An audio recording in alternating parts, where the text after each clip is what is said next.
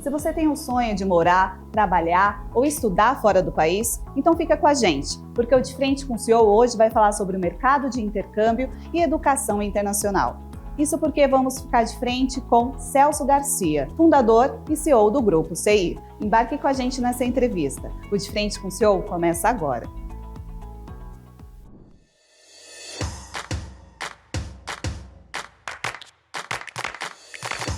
Este episódio conta com patrocínio da Falcone.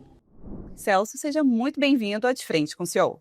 Muito obrigado, Laiane, também pela oportunidade de estar aqui com você hoje, poder falar com o público, né, sobre o trabalho que nós fazemos aqui na CI, sobre a importância do intercâmbio na vida das pessoas, especialmente no Brasil, que é um país que tem uma carência muito grande ainda das pessoas saberem um segundo idioma, né, e tem toda essa barreira que hoje nós propiciamos a milhares de estudantes por ano.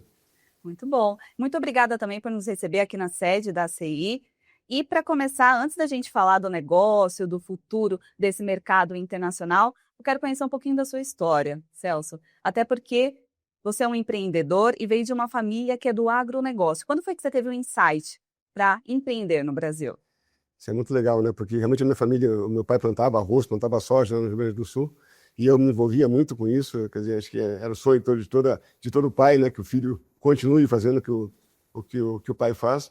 Mas eu sempre fui muito bom aluno, né, desde a época de nível médio, né, e eu sempre era um dos alunos com melhores notas na classe e tudo.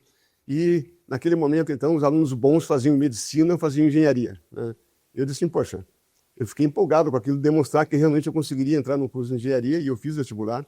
Eu fiquei numa classificação muito boa na classificação geral lá do Rio Grande do Sul, na Universidade Federal, e eu comecei a fazer engenharia, né, e gostar de matemática, gostar de física, né, gostar de ciências exatas, não é realmente dizer que você vai seguir aquela carreira, né? Então, durante o meu curso, eu fui realmente me adaptando, né? E acabei vendo que eu era muito mais uma pessoa de negócios do que uma pessoa de engenharia. E esse negócio poderia ser até eventualmente ser no agrobusiness e tudo mais. Mas durante a faculdade, você começa, que é a universidade, né? Que você tem esse entendimento mais global das oportunidades que se abriram. E realmente eu fiquei muito tentado, praticamente deixei para trás toda a expectativa que minha família tinha de eu continuar trabalhando na mesma linha do meu pai, na minha família, né? E migrei realmente para uma área que depois eu acabei indo para administração, né? E acabei entrando nesse mundo de intercâmbio por oportunidades que surgiram. Isso foi na década de 80, né? Foi na década de 80, exatamente. Quer dizer, eu entrei na faculdade em 1977, né? Bom tempo, engenharia, depois em 1979 eu passei para administração, fiz um outro vestibular, fui muito bem colocado de novo, e aí eu acabei o curso de administração. Muito bom. Mas por que a área de viagem internacional? Você queria muito isso, ou você viu realmente que era algo que estava crescendo no Brasil? Na verdade, assim, eu sempre tive muita vontade de viajar para o exterior, né? E naquele então, não era muito comum os jovens de graduação ainda quererem viajar para fora. E eu conheci uma entidade, né, que fazia intercâmbio de estudantes para estágios remunerados no exterior, que era voltada para estudantes de administração, que tem aqui no Brasil há muito tempo e tal. Inclusive, em boas faculdades aqui do Brasil tem um polo, e essa entidade ela é coordenada por estudantes sempre. Só que naquele momento surgiu a oportunidade para trazer para o Brasil uma entidade para estudantes de engenharia, áreas técnicas científicas, que não tinha aqui. E eu trouxe esse programa para cá. E isso foi em 1982. Né? Quer dizer, foi o primeiro desafio que eu tive, né? Porque eu tive que ir para o Japão para participar de uma reunião, para fazer uma apresentação em inglês. Eu não era fluente em inglês naquele momento, né? Mas com a ajuda de todos eu consegui fazer um paper, né? Cheguei lá, apresentei na plenária, e a gente foi aprovado, então, para trazer essa entidade para o Brasil. E isso realmente, assim, foi o primeiro ponto de inflexão na minha vida, que eu digo assim, se você for obstinado, se você quiser, você vai conseguir, né? E essa entidade foi que permitiu que eu, aos poucos, fosse entrando no mundo do intercâmbio, né? Fosse entrando na grande oportunidade que era para as pessoas viajar para fora, porque naquele então existiam alguns programas do governo para a área de pós-graduação, mas não existia nada para a área de graduação. E eram os poucos programas que tinha. E a gente fez vários convênios com universidades no Brasil todo e tal, e a coisa foi ganhando corpo, só que ele era um programa not for profit. Quer dizer, você não podia ganhar dinheiro com isso, era uma entidade. E eu, com aquele negócio do intercâmbio funcionando e tudo, a gente chegou a anos, tinha anos que a gente mandava 200, 300 estudantes há muitos anos atrás, né? Aí eu abri uma agência para poder dar suporte para o pessoal ir para fora, porque tinha muita gente que queria fazer um programa e aí de intercâmbio, só que ele não estava totalmente preparado no idioma inglês, né, não sabia nem como comprar uma passagem, e esse suporte a gente dava de uma forma mais profissional, digamos assim, nessa que sim eu poderia ganhar dinheiro. Então foi um pouco do trabalho, né, que eu fiz ao longo do tempo, e essa mudança do agro para o outro ramo, que foi tudo ocasional, quer dizer, pelo meu interesse, pela minha vontade de querer viajar, de querer conhecer o mundo. Muito bom. E a CI, então, surgiu aqui em São Paulo na década de 80. Você e quantos funcionários, Celso? Nossa, nós começamos aqui, e olhando para trás é bonito de ver, né? Nós começamos aqui em 88, né? A CI começou no dia 1º de setembro de 1988. Nós éramos 3 pessoas, na verdade, né? Eu e meu sócio e mais uma funcionária. Depois, até o final do ano, a gente contratou mais uma pessoa e foi como a gente começou, né? Dando suporte inicialmente para todos os alunos que iam fazer estágios através desse programa, né? E depois, logicamente, outras pessoas foram nos conhecendo, a gente foi agregando produto, agregando serviços, até chegar no ponto que nós estamos hoje. Mas empreender nunca foi fácil no Brasil, né, Celso? Qual foi o seu maior desafio como empreendedor? Olha aí, existe um ponto que é muito interessante, né? Porque por mais difícil que seja empreender no Brasil, eu acho que é um país que tem muita oportunidade. Então, acho que eu sempre, quando falo de empreendedorismo, eu dou um exemplo de outras pessoas que eu conheço também, quer dizer, que foram para fora e voltaram para empreender aqui. Porque nós temos um país que tem muita coisa para fazer. Então, eu acho que o grande desafio nosso aqui é identificar esses nichos, né? Identificar essas oportunidades. E hoje, realmente, se eu tivesse que voltar no tempo e decidir de novo, eu teria empreendido no Brasil novamente. Com todas as dificuldades que a gente teve de planos, de mudanças de rumo, né? De rotas, que atrapalham as empresas, mas você tem uma realidade aqui no Brasil, né? Em qualquer área que você olhar, dá para melhorar, né? Eu acho que isso é o que gera oportunidade. Você, logicamente, tem que ser focado, tem que ser resiliente, né? Muitas vezes a pessoa, vou montar uma empresa porque daqui a 2, 3 anos eu já estou tranquilo, não preciso trabalhar, não preciso vir todos os dias na empresa. E a realidade não é essa. A CI vai completar 38 anos esse ano e eu venho aqui todo dia, entendeu? Quer dizer, eu acho que tem essa, não só a motivação para estar aqui, mas também da importância de estar aqui, né? Acho que isso que faz a coisa realmente ter o seu diferencial e você fazer com que a empresa seja pujante, que ela continue crescendo, mesmo com as mazelas econômicas, políticas, etc., que a gente atravessa de tempos em tempos. E no caso de vocês, até geopolíticas também, né? Porque envolve o mercado internacional. Mas, um pouquinho ainda sobre a sua história, você chegou até a vender carro também para manter um negócio, né? Em que momento foi esse? Isso foi interessante porque quando eu recebi esse convite para participar desse congresso no Japão, para apresentar a minha proposta, eu não tinha dinheiro. E o meu pai disse que não ia me financiar para ir para o Japão, porque não era o que ele queria que eu fizesse. De fato, assim, gostaria muito que eu tivesse continuado no agro. Isso Né? foi bem no início, então, Foi, do grupo, né? foi exatamente, foi antes de começar o grupo, foi uns 5 anos antes. Né? E eu, quando eu entrei na faculdade, né, eu peguei e ganhei um carro. Não era um carro zero, mas era um carro bom, era um Passat. Né? Eu sempre conto essa história, né? E eu não tive dúvida, fui lá e vendi o carro e fui para o Japão. Né? Então foi esse tipo de determinação que eu acredito que você tenha que ter quando você vislumbra uma oportunidade. Né? E muitas vezes as pessoas ficam esperando que esse negócio caia de alguma forma, que alguém vai ajudar. Eu não esperei ninguém para me ajudar. Eu disse, não me importa de voltar e ficar sem carro, vou comprar outro carro, é um bem material, né, que você pode reconquistar. E foi o que eu fiz. Então a história do Passat, que ficou famosa, aí, muitas outras entrevistas que eu dei, realmente abordamos esse assunto. E eu acho que é um caso muito, muito peculiar, realmente, de que quando você tem a oportunidade, você não deve simplesmente não acreditar nela. Né? E eu acho que esse é um dos pontos principais do empreendedor. Né? Muitas vezes a pessoa assim, mas o que é empreender? Né? Quer dizer, o que é uma coisa que te embarcou de empreendedorismo? Tipo assim, poxa, tem decisões que são minúsculas no primeiro momento, que depois elas podem ser maiúsculas. Você não tem muito como medir. Então, eu acho que essa questão do empreendedorismo ela tem que estar muito vinculada a quem tem seu próprio negócio, a quem quer ter seu próprio negócio. Aqui se empreende, se acerta e se erra todo dia. E essa é a grande escola do mundo dos negócios. Né? Muito bom, sem rotina, né, Celso? Sem rotina. A gente sai de casa achando que vai estar tranquilo, chega aqui, já tem uma situação diferente para se tratar, então é tudo muito... E isso é que motiva a gente. Então, acho que, diferentemente de outras atividades, de outras funções, né, a gente nunca está tranquilo. Né?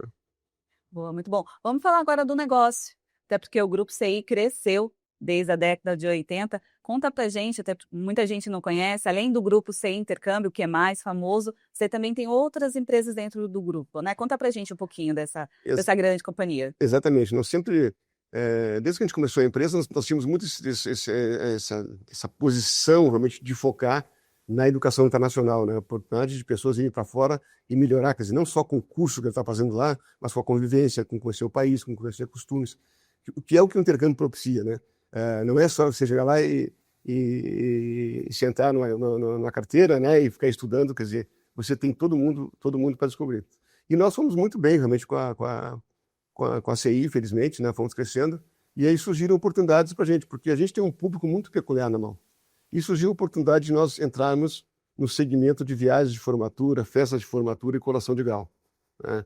E aí nós entramos nesse segmento há 13 anos atrás, e hoje é um sucesso essa empresa que nós temos aqui. Realmente é uma empresa que hoje já é uma das maiores do país, né? E com crescimento exponencial. Aí, só nossa empresa no passado tinha um crescimento de 45%. Só para você ter uma ideia, tá? Quanto a CI, que teve um crescimento de 2 dígitos também, mas de 10%.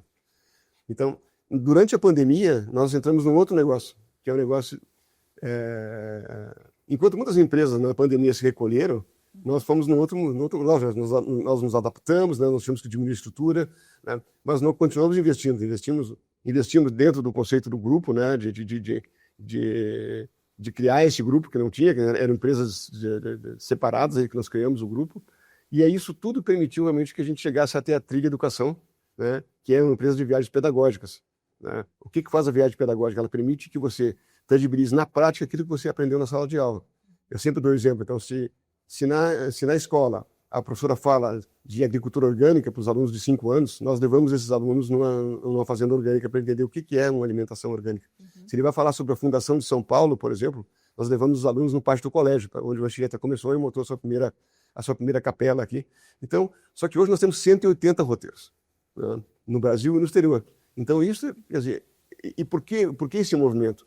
Esse aluno que vai na fazendinha orgânica com 5 anos, esse aluno depois ele vai participar de uma festa de um evento de formatura, um encerramento de ciclo. Nós temos programa para o 9º ano. Ele vai fazer um programa de férias com a CI no exterior, né? Ou depois ele vai fazer um high school no exterior com a CI. Depois ele pode fazer a festa de formatura dele também aqui no Brasil com a CI.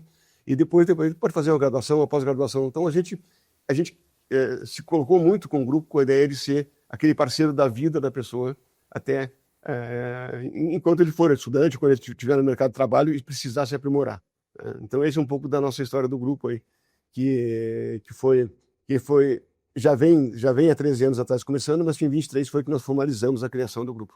Muito bom, uma forma de fidelizar o cliente, né? E de várias gerações, inclusive, né, Celso? Falando em geração também, como é que vocês veem a geração, por exemplo, 50+? Esse público está buscando também mais viagens de intercâmbio, de educação corporativa? Tem 2 públicos aqui. A gente divide muito o nosso programa com pessoas até 35 anos. Na verdade, tem pesquisas que dizem que os jovens agora são até 39 anos. Né? Porque o mundo vai mudando, as pessoas também, quer dizer, a cultura. Hoje, grande parte dos nossos clientes eles têm menos de 35 anos, mas o universo de 35+, ele tem crescido. Ainda de forma, quer dizer, tem crescido bem, mas com números ainda absolutos pequenos. Né? Porque você tem, de um lado, por exemplo, o executivo, né, uma pessoa que está no mercado de trabalho, mas ele vê que o idioma está causando problema para ele, ou que se ele fizer uma especialização fora em alguma área, seja de finanças, seja de marketing, isso vai dar um diferencial no currículo para ele, porque muitas vezes as pessoas se apegam na questão, eu vou fazer uma pós-graduação, eu vou fazer um MBA, ou seja qual for o master que for fazer. Mas será que é isso que vai resolver todos os problemas? Será? Porque assim, eu acho que hoje a gente precisa de muitas pessoas, primeiro o idioma, ele faz um diferencial tão grande na empregabilidade da pessoa, que as pessoas não têm noção. Eles só vão ter noção realmente no momento que ele estiver lá no mercado de trabalho, estiver dentro de uma empresa e ele for preterido por outra pessoa, porque a pessoa tinha um conhecimento de idioma superior ao dele. Então, é isso que a gente se prende, entendeu? É essa questão do aprendizado. E também, paralelo com isso, nós temos as pessoas hoje que já são 50+, que já são 60+, que já se aposentaram, né? E que têm a flexibilidade de poder viajar, porque você pode fazer as contas. Viajar estudando é mais barato que viajar como turista. Entendeu? Então, quer dizer, a gente tem os programas que, quando o aluno ou a pessoa, seja de que idade for, vai fazer um curso de idioma, tem uma pessoa de mais idade que ela pode, poxa, eu não consigo viajar sozinha porque eu não sei chegar num restaurante e pedir a comida, não sei falar com o motorista de táxi. E são demandas realmente efetivas que as pessoas têm. E as pessoas nos procuram para fazer cursos. Nós temos casos de pessoas aí com 82 anos que viajaram com a gente, o que é muito interessante, né? E são pessoas que são saudáveis, né, que se viram bem, essa pessoa viajou sozinha, né? E foi lá e fez o curso e voltou, e disse que vai fazer um outro ainda. Então, isso que eu acho que é bonito. Então, o programa se abre, mas a grande concentração, o grande número de pessoas, ele está nessa faixa aí de 12, 13 anos até 35 anos. Boa. São mais homens ou mulheres? Qual o perfil do brasileiro que busca mais educação internacional? A SEI tem uma peculiaridade, que eu sempre digo que a SEI é uma empresa feminina, tá? A grande maioria das pessoas que seguem a SEI nas mídias sociais e que viajam com a SEI são do sexo feminino. Quer dizer, não sei se é por uma peculiaridade do nosso marketing, da maneira como a gente fala com as pessoas, da segurança que a gente também faz, porque muitas vezes as mulheres ficam preocupadas de viajar sozinhas, né? E o que a gente oferece é um programa que dá uma segurança também, né? Que você não está solta assim em qualquer lugar, tá? E isso realmente faz com que reflete um pouco também a própria situação do Brasil, que nós temos mais mulheres do que homens, né? É também aqui, não é que vão ser 10% a mais, mas acho que nós temos 2 ou 3% mais de mulheres que viajam com a gente do que homens. Muito bom. E ainda falando do público, né? Esse público, ele está buscando quais países, né? Quais são os países que estão atraindo mais os brasileiros hoje para estudar fora ou para trabalhar? São coisas bem diversas, entendeu? Quer dizer, eu acho que hoje, em termos do aprendizado, e fundamentalmente do idioma inglês, que é o nosso carro-chefe, né? Que é a nossa vaca leiteira, tá? Canadá é o país. Essas pessoas precisam ir. Até o evento das Torres Gêmeas, que a gente lembra lá atrás, né? Já faz um bom número de anos, os Estados Unidos eram líderes disparado. Mas naquela época, os Estados Unidos, como alguns alunos que pilotaram, dos pilotos de algumas aeronaves que foram contra, daquela nave que foi especificamente contra o World Trade Center, ele estava nos Estados Unidos com visto de estudante. E aí os Estados Unidos recrudesceu muito a entrada de pessoas lá. E nesse meio tempo o Canadá estava prontinho. Ele tinha uma infra muito bem montada de escolas, foi muito friendly na questão do visto, né? E realmente as pessoas foram migrando. Até que então os brasileiros achavam o Canadá frio. Hoje ninguém mais fala que o Canadá é frio. Aliás, fala que é frio, mas não é um empecilho para ir, né? Então mudou muito esse conceito, e a gente vê, olhando pelo histórico de longas datas, assim, como o mercado é mutável, né? O mercado vai se adaptando na questão de diversos itens. E eu sempre coloco o Canadá como exemplo disso. Ele não era preferido antes e hoje ele é o nosso destino número 1. Muito bom. E depois do Canadá, quais são os outros países? Também muda muito, né? Por exemplo, o Reino Unido, depois que saiu do Brexit, com a saída do Brexit, quer dizer, mudou muito, quer dizer, as pessoas têm, primeiro que a Libra perdeu o valor, né? Logicamente o dólar está num momento diferente hoje, né? Desde que o Trump assumiu, ele tinha como propósito realmente enfraquecer a moeda para poder exportar mais, né? Mas hoje eu diria que Inglaterra e os Estados Unidos estão muito próximos um do outro, né? Mas a gente tem destinos muito importantes para nós, como o caso de Irlanda, né? Como o caso da Austrália, como o caso da Nova Zelândia, né? E outro ponto interessante também, porque, por exemplo, na época que o Mercosul foi forte aqui no Brasil, o espanhol chegou a ser 10% do nosso share, né? Hoje o espanhol é 2% do nosso share. Perdeu muito Porque espaço, né? o idioma tem um fator econômico envolvido, não é só porque a pessoa quer falar. Nós vendemos assim 1% de italiano, 1% de alemão, mas a gente vende a grande maioria para as pessoas que têm uma vinculação com a empresa, ou que são de famílias alemãs, ou que são de famílias francesas, que eles querem aprimorar o idioma. Mas quando você olha realmente para esse tipo de situação, a questão do aspecto econômico do aprendizado da língua ele é fundamental, né? E um outro ponto também que é importante, né? Nós latinos, né? Ou de línguas que são latinas, ou mesmo quando você compara com o inglês e tudo mais, é muito mais fácil aprender o idioma inglês do que você aprender japonês, do que você aprender chinês, né? Nos anos 80, lá 87, 88, quando eu tinha saído, todo mundo falava, se você não aprender japonês, você não vai ser ninguém na vida. Nós nunca vendemos mais do que 10 cursos por ano de japonês, entendeu? Porque é uma língua muito difícil, assim como o chinês, você tem que ficar 2, 3 anos. Se você fizer um curso bom de inglês de 3, 4 meses, você vai ter um super diferencial na sua formação. Então, quer dizer, vai ser mais fácil já os chineses aprenderem inglês, como está acontecendo, do que o mundo aprender chinês. Isso é a realidade também da língua, porque a raiz da língua, das línguas asiáticas é totalmente diferente da nossa.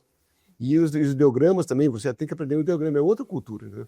Então, esse é um pouco do que a gente vive aqui, que a gente vai entendendo as situações e vai se modelando e vai seguindo e atendendo o mercado. Muito bom. Falando ainda sobre o propósito de fazer uma viagem internacional, principalmente voltada à educação, para quem quer trabalhar fora do país. Qual é o seu conselho? Tem algum país que você sugere?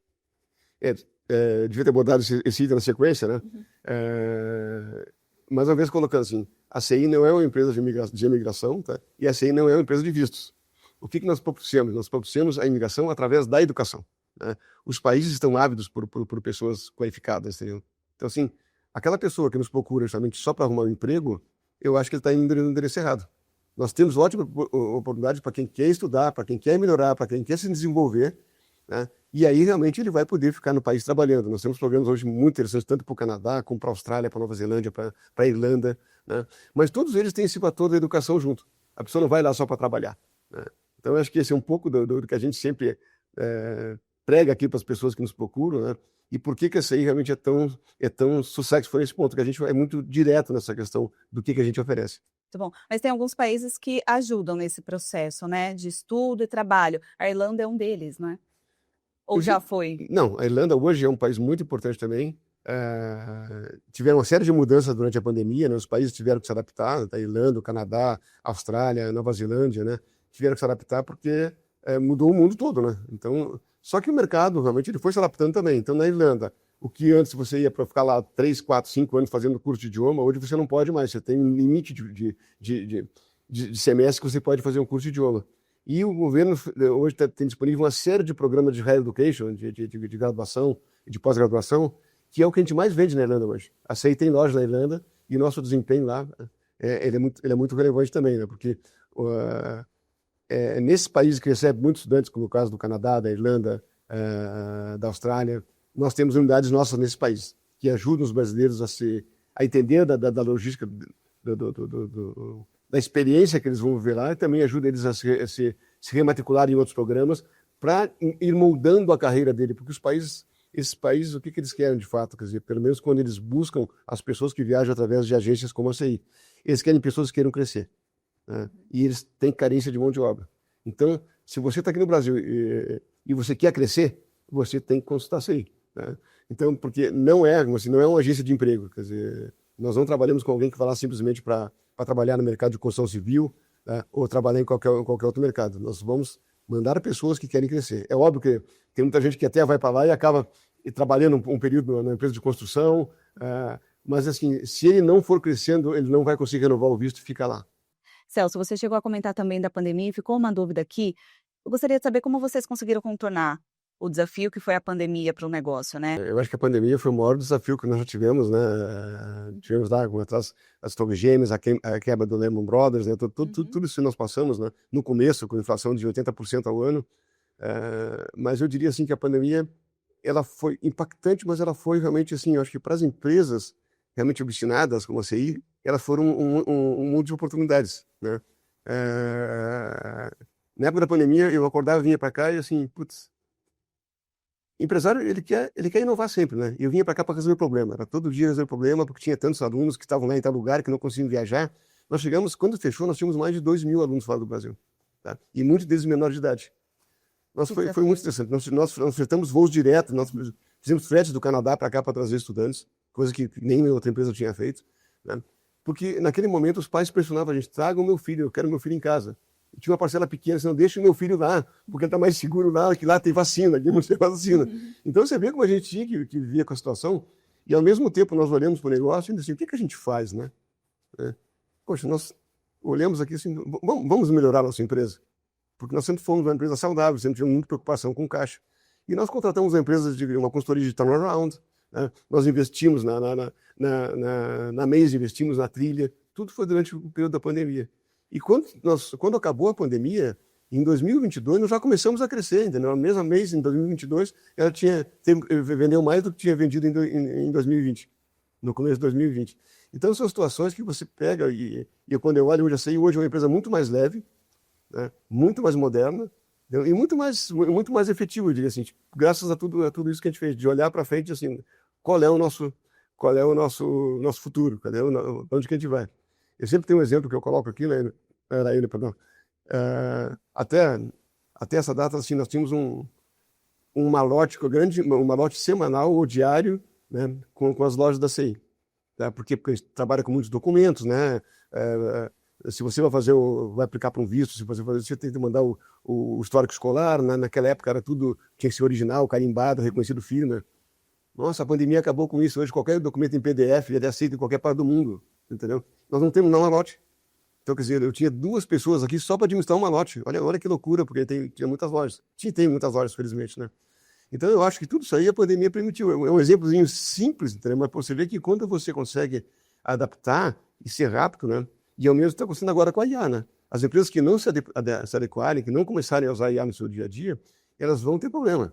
E a gente aqui está fazendo coisas incríveis com a IA já, quer dizer, acho que muito aquém do que a gente gostaria, né? Porque tem todo um aspecto cultural, de adaptação, tudo. Mas a gente já tem trabalhado muito com a IA e isso vai ajudar a gente a crescer mais ainda, trabalhar mais enxuto, né? Com a informação, com a qualidade da informação mais precisa, porque nós somos consultores, na verdade, né? Então, no caso da CI, né? Então, eu acho que nosso desafio realmente é ser cada vez mais acurado, porque por que a pessoa hoje não compra um programa pela internet e vem comprar com a CI? Porque ele quer realmente um referendo, ele quer realmente alguém que ajude ele a decidir, ele quer alguém que transmita a segurança para ele, né? Mas eu fiquei curiosa agora para conhecer um pouco dessas práticas desse investimento em IA. Conta pra gente como é que o grupo está trabalhando com isso. Não, hoje nós estamos realmente contratamos uma pessoa para nos ajudar nesse projeto, né? Nós temos aí com 4, 5 áreas da empresa que nós estamos trabalhando com. Uma coisa é você usar IA para programar a tua viagem,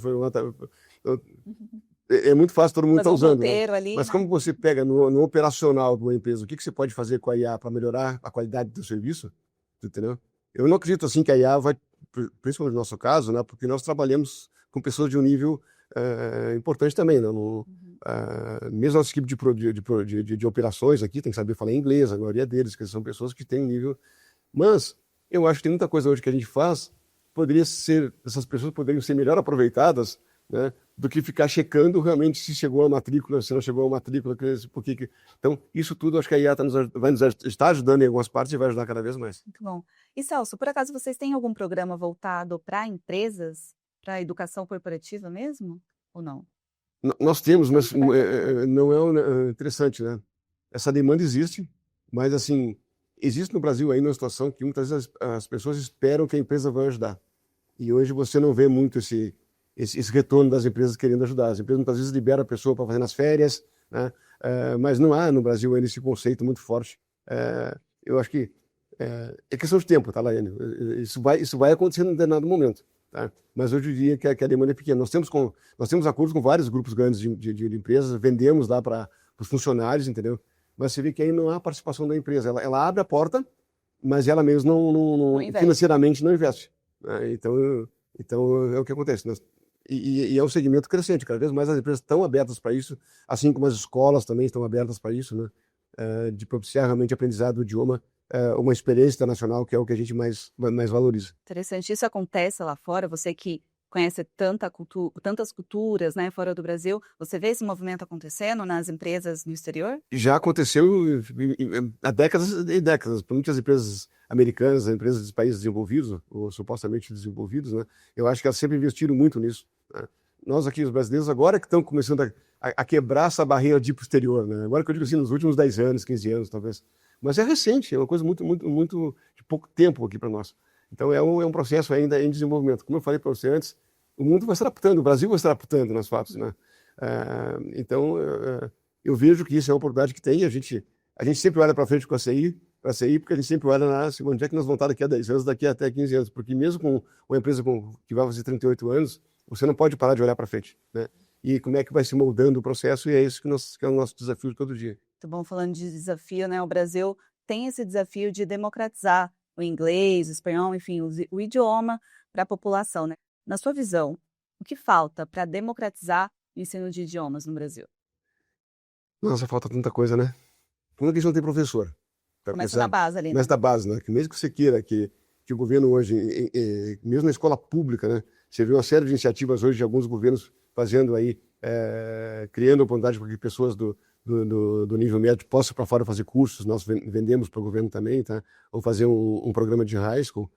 Você esbarra muito na questão do idioma, né? Porque só tem que ter um conhecimento mínimo.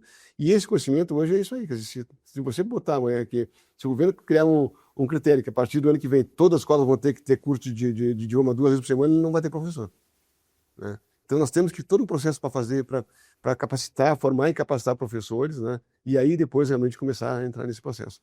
Por outro lado, né, no high-end, nas classes mais favorecidas, você vê essa mudança incrível, né? Porque no Brasil está explodindo de escolas, que estão com curso bilíngue, né? Então, quer dizer, acho que tem esse dado, mas que é importante, logicamente, tá? Mas é um percentual muito pequeno da população ainda, quando você olha. Isso não vai mexer 1% das pessoas no país que fala idioma, né? Então, mais uma vez, é um fato assim, que o fato, que o fato do governo assim, não ter tido uma política mais efetiva há mais tempo, mas nunca é tarde, pode começar a fazer, porque senão a gente não vai sair desse patamar de 5% dos brasileiros que sabem falar um segundo idioma. Falando ainda sobre desafio, a gente tem um desafio global, que é a questão da guerra entre Estados Unidos, Israel, Irã. Isso impactou o negócio de alguma forma, Celso? Até porque eu imagino, por exemplo, ali a região de Dubai, não sei se as pessoas ainda estão tendo interesse de ir para lá nesse ano, porque é uma região que foi muito requerida nos últimos anos, né? Que ganhou muito espaço entre os brasileiros. O querosene também pode ficar mais alto, enfim, qual a sua expectativa quanto a esse conflito, que deve acabar logo mais, né? Esperamos por isso. Oremos, né? Eu acho que no caso são duas coisas bem separadas, bem distintas, tá?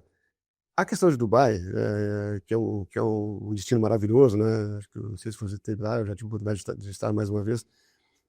Dubai surgiu por acaso também, né? Porque quando que Dubai começou a ser considerado no Brasil? Foi na pandemia, porque nós tínhamos, quer dizer, nós, como outras empresas, tínhamos vários estudantes vendidos para os Estados Unidos, para o Canadá e tudo mais, e não se abria as fronteiras. E Dubai foi o primeiro país a abrir as fronteiras. E nós, naquele momento, conseguimos passar grupo de 50 pessoas, 60 pessoas de jovens que iam para o Canadá, que iam para a Inglaterra, que iam para os Estados Unidos, não mandamos para Dubai, e eles adoraram Dubai, né? Porque Dubai realmente é uma Disneylândia incrível, né? Assim, E uma cultura diferente também, e uma né? cultura diferente, mas assim, 75% das pessoas que moram em Dubai são estrangeiros. O idioma de conversação nas ruas é o inglês, quer dizer, no ambiente de negócio e tudo mais, todo mundo fala inglês. Então, e muitos dos naturais de Dubai também falam inglês, né? Então, eu acho que teve essa oportunidade, que Dubai soube aproveitar muito bem, os brasileiros gostaram do destino, só que agora, com a situação, houve um break aí, realmente, que a gente está vendo como é que vai acontecer. A gente continua vendendo, né, em Dubai, mas com um percentual menor do que tínhamos antes, mas a gente acredita que o mercado vai retomar, então logo essa situação da guerra se regularize. Total. Questão do querosene, porque isso também pode impactar. Isso pode gerar algum impacto, por enquanto, não? O nosso negócio, a venda dos nossos produtos, ele é por etapas. Nós não vendemos um pacote que a pessoa vem aqui, olha, eu vou viajar para fazer um curso, sei lá, de idioma inglês em Dubai, e ele vai ter que comprar tudo ao mesmo tempo. Ele vai comprando em parcelas. Ele compra o custo, depois ele vai ver a passagem aérea, depois ele vai ver o seguro. Então, uma viagem de intercâmbio não é uma viagem também de impulso, né? Ela é uma viagem planejada.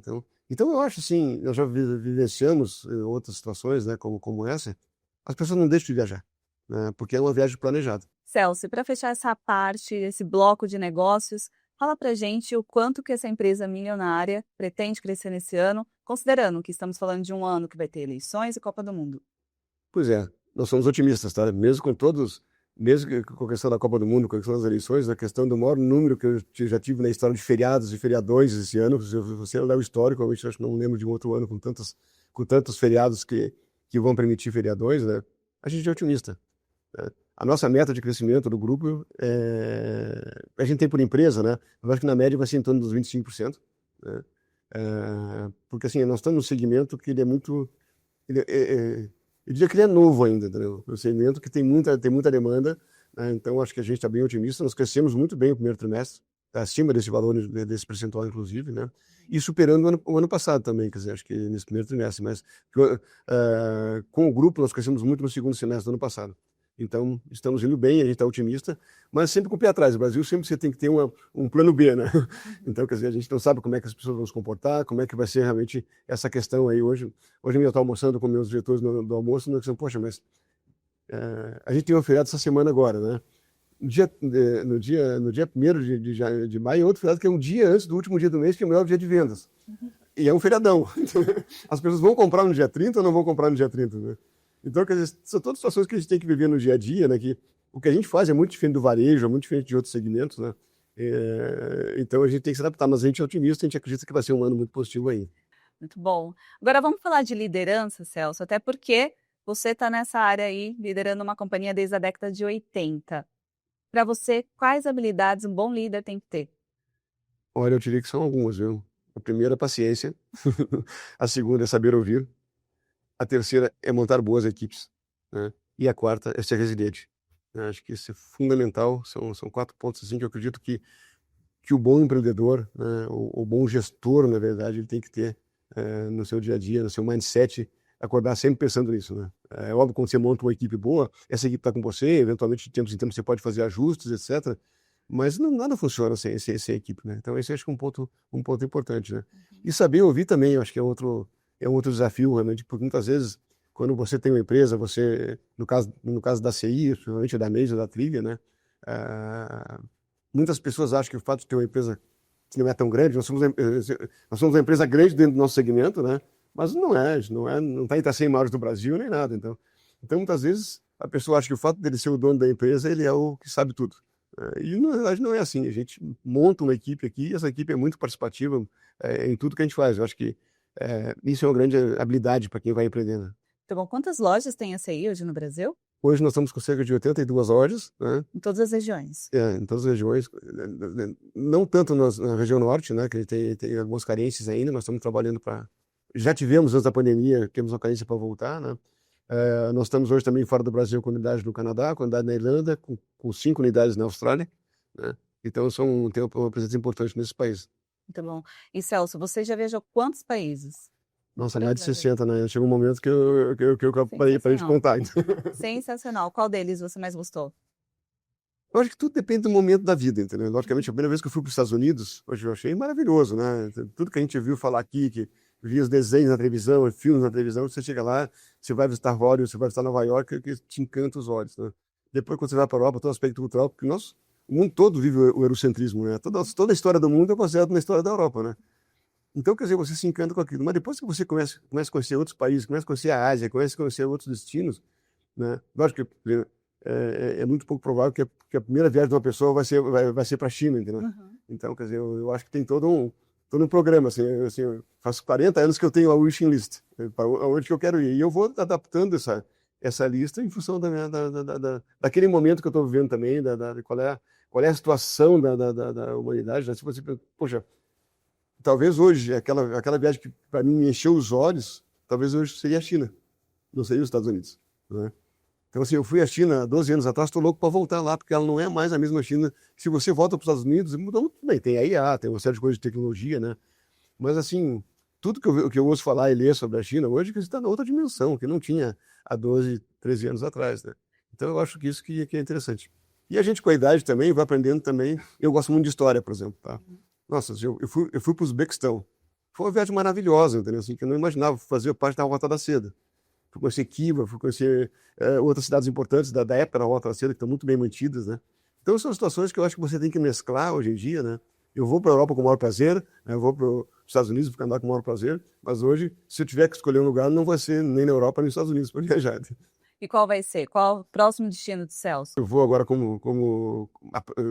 eu sempre coloco assim, quem está na nossa situação, o turismo ele tá presente em tudo que a gente faz, né? Quando eu vou encontrar um dono de uma escola no Canadá, eu também vou conhecer. Se eu vou para Calgary, não conhecia Calgary, vou visitar uma escola, eu vou lá, tem uma parte de turismo envolvida, tá?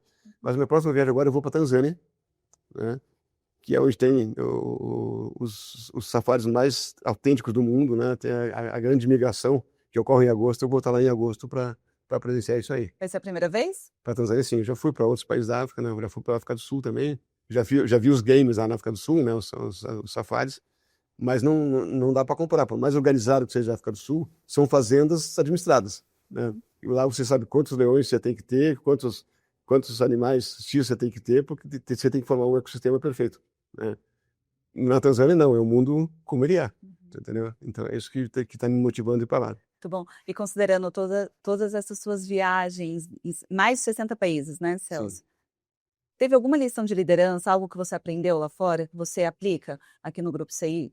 Eu acho que assim, numa visita como toda, é difícil você entender isso, né? Mas quando eu comecei a mexer com intercâmbio, que eu fui naquele evento do Japão lá, tudo que eu comentei no início da nossa conversa, foi muito interessante no mesmo evento terem pessoas de mais de 60 países, né, ali reunidas e ver que naquele momento, inclusive, uma pessoa que era um dos principais coordenadores, ele era um libanês, que não era um país em evidência, não era um americano, não era um inglês que estava na liderança desse grupo, né? E como eu vejo assim que a habilidade das pessoas, o background das pessoas, né, ele é importante na formação e no exemplo que você passa, né? Então, eu acho que muitas vezes as pessoas, né, vide agora, o Paquistão está tentando mediar uma situação, né, de guerra, assim, Uhum. essas pessoas são pessoas iluminadas, eu acho assim, que realmente, assim, e essas pessoas que você tem que saber identificar, né, no que eu vou seguir, né. Hoje, felizmente, tem muito mais livros de pessoas aí que estão em evidência, você pode ver a bibliografia das pessoas, né, mas eu sempre eu presto muita atenção a isso, da onde que a pessoa vem e a habilidade dela de saber se comunicar, a habilidade dela de fazer com que as pessoas a sigam, porque isso é realmente um grande exemplo de liderança, né? Tá A bom. liderança não é pela força, não é pelo poder econômico, né? É pela habilidade. E falando em líder, tem algum que você se espelha? Você fala, poxa, quero ser um líder como ele, ou ele me ensinou algo importante que eu uso hoje. Espelho em vários líderes, mas eu acho que o grande ensinamento que eu tive foi com meu pai mesmo, assim, eu acho que a gente sempre tem essa situação, porque quando eu não quis seguir a carreira lá do agronegócio, que eu optei por fazer engenharia, optei por criar uma outra carreira, uma outra linha, né? Ele me falou uma palavra que eu, assim, você está trazendo para os seus ombros toda a sua responsabilidade. Isso sempre me marcou, porque assim, poxa, depende de mim agora, porque se eu errar, ele vai dizer assim, eu te falei. Então, quer dizer, eu acho que esse tipo de coisa assim, vale muito, né, pelo lado. Então, e foi uma coisa muito simples, assim, de pai para filho, né? Que isso me marcou e eu realmente, até hoje, eu levo isso na minha. Sim, a lição está nas minhas costas. Eu tenho que Você tinha saber. quantos anos? Eu tinha 19 anos. 29 anos. É. E falando de geração, como é que você está preparando a próxima geração que vai liderar o grupo CI? Bem, essa aí é uma empresa familiar, né? Nós somos dois sócios, que fomos colegas de faculdade lá em Porto Alegre, né? Que nos conhecemos no meio estudantil, né? E então somos uma empresa familiar. E nós temos um plano desde 23, já tem organizado toda a questão societária, perdão, tá? E estamos seguindo com ele, quer dizer, eu não pretendo pendurar chuteiras, não tenho perfil para ficar aposentado em casa, né? Eu quero Nem continuar viajando o trabalhando. mundo? Eu acho que talvez com um pouco mais de frequência que eu faço hoje, tá? Então hoje eu viajo geralmente 2 vezes por ano e tal, mas assim, eu não consigo me imaginar sem fazer nada, assim. Então eu acho que é importante isso. Por outro lado, a gente a gente está focando muito nessa questão da sucessão, porque eu acho que as empresas, os sócios, os donos, os gestores, eles podem envelhecer e não tem como parar o tempo, né? Mas as empresas não podem envelhecer. Então a grande preocupação que sempre o meu sócio e eu temos é a seguinte: a empresa tem que continuar jovem, ela tem que continuar ativa, né? Porque o dia a dia das empresas é muito difícil. Quer dizer, acho que quando você olha realmente para o negócio, as chances de você perder o rumo é muito fácil. São detalhes que às vezes você nem percebe, né? Então eu acho que com a idade você talvez vai ficando menos antenado porque acontece, com menos facilidade com tecnologias, né? Com menos habilidade para algumas funções, né? E isso eu acho que é importante você reconhecer que a vida como se só, cara. As pessoas vão se desenvolvendo, tem seu ápice, e a partir dos 40 anos de idade as pessoas entram em qual estudo você vê, a partir dos 40 anos a pessoa começa a decrescer. E eu não imagino que eu tenha esse espírito de querer levar comigo a sair sempre, entendeu? Não é não trabalhar. Não é de nós não estarmos aqui, mas eu acho que cada gestor, eu acho que está à frente da empresa, você vê casos aí, muitas vezes, das pessoas não prepararem alguém para assumir, né? E as empresas depois perderem o seu rumo, serem vendidas, né? O que não é um negócio nosso, quer dizer, não é que nós não. Eu sempre brinco assim, que a CI está à venda desde o primeiro dia que eu abri o novo grupo CI. Mas assim, não é o nosso objetivo ser vendido, nosso objetivo é crescer, porque tem um universo enorme ainda de coisas para fazer, né? Então, para isso, a gente tem que ter gente, né? Se futuramente vier uma oportunidade, como já tiveram, a gente analisou e não aceitou, entendeu? Não chegamos a um bom ponto, né? Eu acho que a gente precisa realmente sempre imaginar que a tua empresa tem que se perpetuar, né? E esse é um pouco da nossa missão e da nossa visão em termos de negócio. Muito bom. E para quem deseja empreender um dia no Brasil ou lá fora, qual país você sugere conhecer, estudar? Depende muito do segmento, né? Se você vai para uma parte de tecnologia, né? Eu acho que Estados Unidos acho que ainda é o ponto, né? Eu fico preocupado que na semana eu vi uma listinha aí de universidade que nas 50 do mundo já tem 6 chineses, Tem. né? Então você talvez a gente vai ter que repensar isso aqui daqui a um ano. Se eu falar com você, talvez eu vou começar a ter outra opinião, tá? Mas eu acho que, mais uma vez, eu acho que o Brasil é um país para empreender. a gente está aqui, a gente conhece nossas mazelas, sabe como tratar com a situação. Tem muitas situações que a gente trata que eu gostaria que não tivesse no Brasil, mas ainda é um país que tem muitas oportunidades. Então, eu acho que visitar realmente também os Estados Unidos, visitar a China, né? Visitar esses países hoje que estão em evidência, né? Acho que é muito importante visitar, por exemplo, a Finlândia, né? Que é um país espetacular. Nós temos um convênio com a Finlândia, né? A Finlândia hoje, ele necessita por ano 60 mil pessoas para trabalhar, tá? Só que tem uma barreira do idioma, que é o finlandês. Todo mundo fala inglês lá, mas eles não querem que receber uma pessoa que não esteja disposta a aprender finlandês. Então, acho que cada país tem que saber se organizar, né? Hoje, o caso da Estônia, por exemplo, né? Ficou super em evidência, né? Hoje é o terceiro país de melhor qualidade de educação e eles copiaram a metodologia finlandesa. Copiaram não, foi uma transferência de tecnologia, né? De conhecimento. Então, eu acho que esses países, pelo menos esses aí, ó, Estados Unidos, China, Finlândia ou Estônia, eu sugeriria de conhecer. Muito bom. A Finlândia, inclusive, já fiz várias matérias lá. É o 6º ano consecutivo que é considerado o país mais feliz do mundo. Enfim, eles estão recrutando muitas pessoas que querem investir em startup, querem empreender em startup, ou até mesmo ir trabalhar com tecnologia lá, né? É um país que Sem realmente dúvida. está com portas abertas. Mas na Finlândia também, eles trabalham muito com a questão de bem-estar. Sim. Falando em bem-estar, eu estou com uma curiosidade aqui, Celso, de ouvir. Como é que você trabalha o seu bem-estar no seu dia a dia? Você é aquela pessoa, aquele CEO, aquele fundador, aquele empresário workaholic, ou você consegue equilibrar bem? Você tem um hobby? Como é que você consegue cuidar da sua saúde?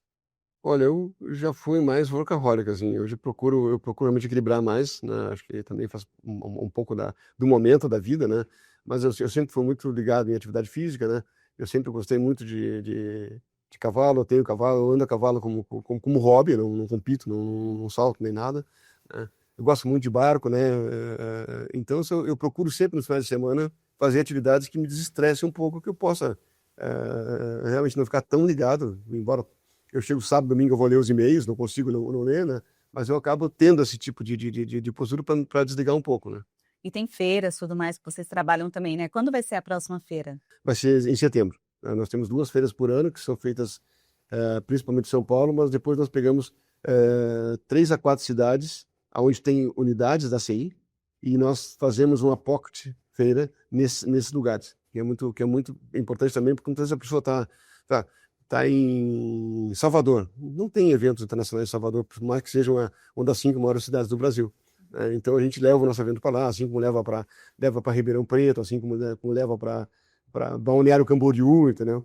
Então a gente procura fazer tudo isso aí para que a rede seja sendo valorizada, né?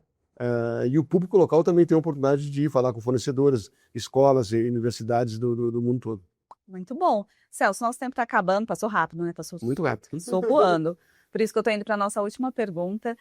E acho que vale aqui você deixar um conselho para quem quer, para quem sonha estudar, para quem sonha trabalhar fora do país. Qual conselho você pode deixar para quem tem esse grande sonho? Siga o seu sonho. Seja focado. Como eu fui lá atrás, eu não tinha dinheiro para ir para o Japão, eu vendi meu carro, entendeu? Assim, eu acho que são pequenos exemplos, assim, quer dizer, talvez nem todos tenham um carro para vender, mas a pessoa pode ajudar. A gente vê aqui situações que muitas vezes a pessoa faz uma vaquinha na família para poder pagar o programa, entendeu? O que é muito bonito. Então, quando a pessoa está realmente assim, a fim de crescer, porque o mundo. Nós temos um jargão aqui no Grupo CI que, assim, que nem toda escola tem parede, né? Então, quer dizer, o mundo é uma escola. Então, se a pessoa vai, que seja para ver com o olhar de um turista também, mas para ver um pouco mais, para entender um pouco mais, para ler um pouco mais sobre o destino, para conhecer um pouco mais e ver que tipo de benefícios essa experiência vai trazer para ele, não apenas chegar lá e conhecer um spot turístico, entendeu? Mas de ver realmente como é que as coisas funcionam, por que é daquele jeito, então, eu acho que isso aí traz um grande aprendizado. E tem muita oportunidade, tem muito lugar que você pode viajar que vão te trazer conhecimentos incríveis. Muito bom, Celso. Muito obrigada por essa entrevista aqui na sede do Grupo CI. Foi muito bom conhecer um pouco da sua história, um pouco também desse negócio que só está crescendo no Brasil. Quando a gente trabalha com educação, como uma formação de pessoas, e é o que o Brasil precisa, nós precisamos formar cada vez mais pessoas que gerem riqueza, que gerem realmente oportunidades para o próprio país, porque nós estamos cheios de boas cabeças aqui. Só que nós temos que ser mais otimistas, né? E acreditar mais no país. Muito bom, Celso. Muito obrigada por essa entrevista e muito sucesso para você e para todos do Grupo CI. Obrigado, Anne. Obrigado. E para você que nos acompanhou até aqui, Muito obrigada pela sua audiência e espero você no próximo De Frente com o CEO. Até lá!